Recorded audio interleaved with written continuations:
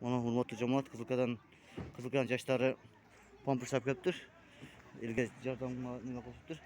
Hozir nima qilib ko'rsatdi shuni. Alloh razı olsun yoshlar. Olib kirishib qo'y. Ko'tarishib qo'y dema. Azamat. Ko'tarishib qo'y. Ko'tarishib qo'y. Ha. Mana. Ha? YouTube'ga chiqaram bunu. Allah razı olsun. 2022 yıldan 21 sentyabr günü ona Kızılkaya şehrinden gün pomuşlar yaptır. Allah razı olsun. Allah razı olsun. Biz hazır Kervan şehrine geldik. Kervan'da seydin, çiliseydin. Çatıkanasına geldik.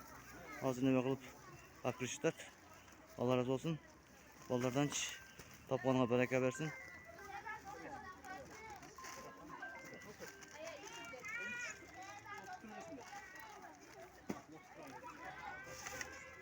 Dostları bunlar kimler? Çocukların yerli.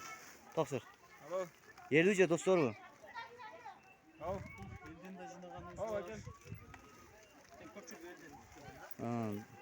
Elder eken Kızılkaya yaşlar patriotlar eken. Allah razı olsun bunlardan hiç. Akıl taşa çıkarsan daha ne kutu kiresine tamam. Yok mu yok? Yok daha buna kutu biter.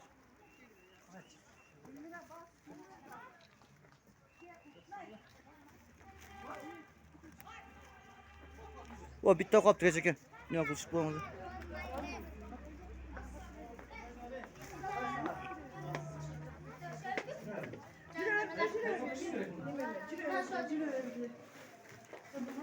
Çeşmede geçiyor. Recep Cuğul Kulüp'te kim hazır? İstem de. Biraz kim kaçar affettiler var.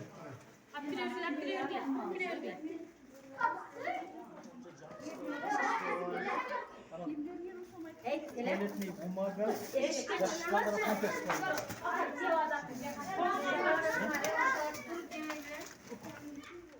Biz olsa bunu YouTube'a çıkarız. YouTube'a çıkarız burada olsa. Burada yaşlar eken.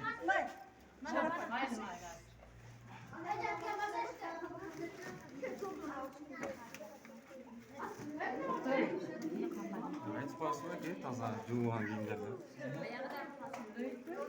çok süreçleri geleceğiz. Yediler bu cepte biraz hakkınızda alıp geldik çok hakkınızda.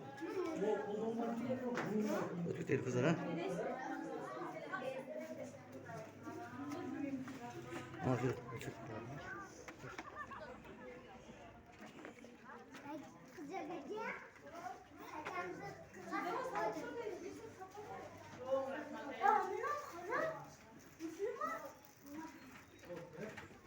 Tasıl çoğunlardan dua koysunlar. Ne bakın YouTube çıkarım da meç. Reçet koyarım. Az bak Recep.